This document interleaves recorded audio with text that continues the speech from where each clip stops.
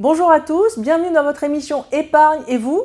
Nous allons poursuivre aujourd'hui la longue série consacrée à l'assurance vie avec cette question: faut-il opter pour un contrat monosupport ou un contrat multisupport?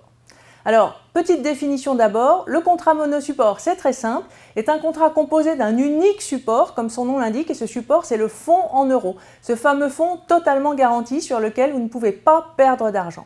Les contrats multisupports, eux, sont également composés d'un fonds en euros, mais à côté de ce fonds en euros, il y a toute une série d'autres fonds, d'autres supports financiers qui sont investis sur des actions, sur des obligations, sur de l'immobilier.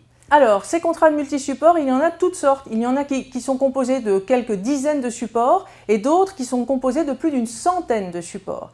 Alors, je vais maintenant vous dire lesquels ont ma préférence. Vous en doutez, ce sont les contrats multisupports. Pourquoi? La première raison, c'est parce que ce sont des contrats qui sont également très sécurisés. Pourquoi? Parce qu'ils comprennent, je vous l'ai dit, le même fonds en euros qu'un contrat monosupport. Du coup, si vous n'aimez vraiment pas le risque, vous pouvez placer l'intégralité de votre épargne sur le fonds en euros de ce contrat multisupport, et qui peut le plus peut le moins. Évidemment, si vous changez d'avis, si vous avez envie de diversifier un peu votre portefeuille à l'intérieur de l'assurance vie, vous pourrez le moment venu arbitrer, c'est-à-dire transférer de l'épargne de votre fonds en euros vers d'autres fonds plus risqués. Vous le savez, ces fonds en euros sont de moins en moins rémunérateurs. L'an dernier, leur rendement s'est établi à 2,90% net.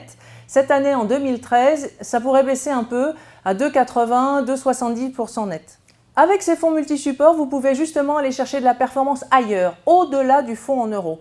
Comment? Eh bien, si vous sentez que les marchés actions sont bien orientés, vous pouvez placer une partie de votre épargne sur ces marchés actions pour profiter de la performance de ces marchés actions. C'est ça l'intérêt des contrats multisupports, c'est de pouvoir naviguer en fonction des marchés. Si les marchés actions sont bien orientés, vous choisissez cela. Si les marchés obligataires sont bien orientés, vous pouvez vous porter plutôt vers cela. Vous voyez, tout est possible en fonction de ce qui se passe. Alors attention, tous les supports contenus dans un contrat multisupport, tous sans exception, sont risqués. C'est-à-dire qu'il y a une possibilité de perte en capital. Si vous avez investi sur un fonds Action européenne par exemple, si cette année-là, les places européennes ont été très mauvaises avec une chute de 20%, le fonds dans lequel vous avez investi, il y a toutes les chances qu'il perde également 20%.